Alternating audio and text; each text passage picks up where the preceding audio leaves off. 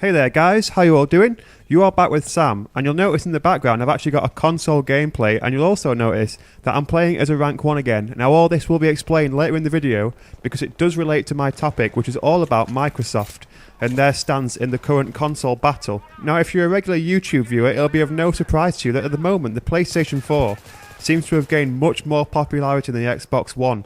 You only have to watch a video of someone either unboxing an Xbox One or just giving a little review of their thoughts of it and see just how many people dislike it and sort of throw their comments on it saying the PS4 is better, just to see how unpopular it seems to be. And I'm really confused by this because I really like the look of the PlayStation 4, but I also really like the look of the Xbox One. But it seems the Xbox One is just getting absolutely slaughtered at the moment. I mean, if we look at the pre-order figures, GameStop actually released some figures, which I'll link into the description, which stated that over 1.5 million users have signed up for the first to know availability checker for the PS4.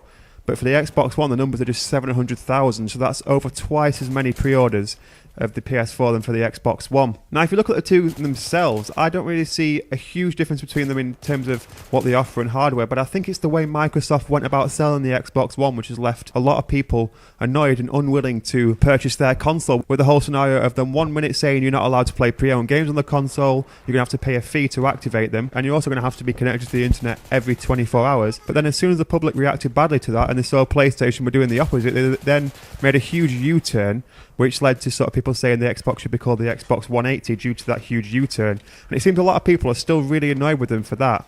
And so you'd think in this sort of situation they'd do the best to try and win back customers, which is why they brought out the free games, one every 2 weeks, to try and remind their customers that they are still there, they still want them to stay with them, and trying to give them reasons to go for the Xbox One instead of the PS4. Now, I'm a huge fan of Microsoft. I love the Xbox 360. I've got a PS3 as well, but I love my Xbox 360 just as much.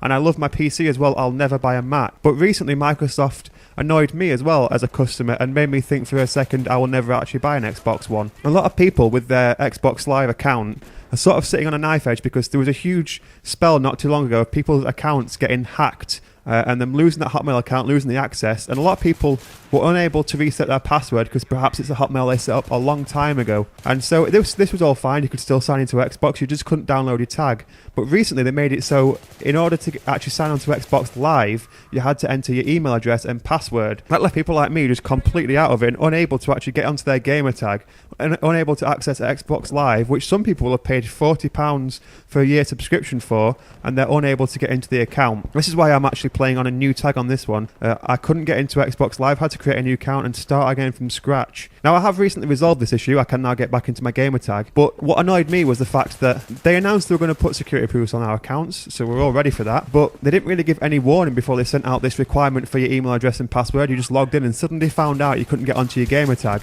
What made it more annoying is they didn't really give any sort of clear indication of what to do in this situation. I pretty much had to find out for myself. What they should have done is they should have sent a message round about a week or so beforehand saying you will be required to enter your email address and password.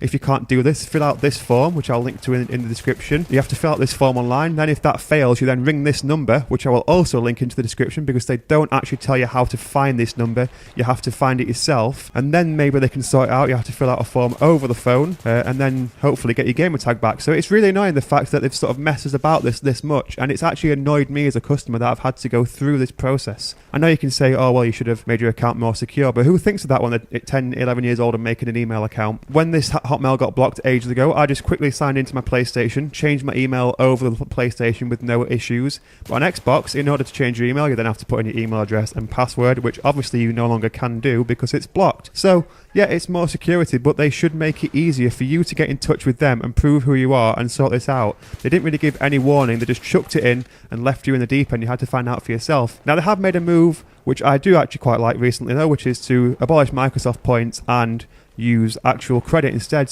because the Microsoft points were a little bit ambiguous. You weren't sure if exactly what you were getting for your money. So this is a good move.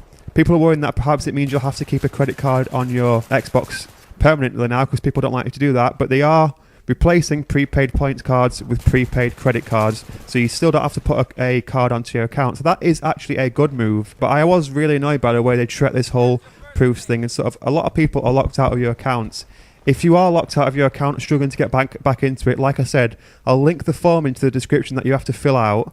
Then if that fails, you then have to phone the number, which I will also link into the description, quote the reference number, and ask to fill out a password recovery form. If you state that it's the one which includes you giving them your console ID, they will know what you mean. But really, I just want to get your opinions. Do you think Microsoft are in a bit of a sticky situation at the moment? And do you think there's a way out for them in the next gen console release? But in the meantime, I hope you enjoyed the video. It was just me ranting for a little bit. But in the meantime, you guys take care of yourselves, and I will see you soon.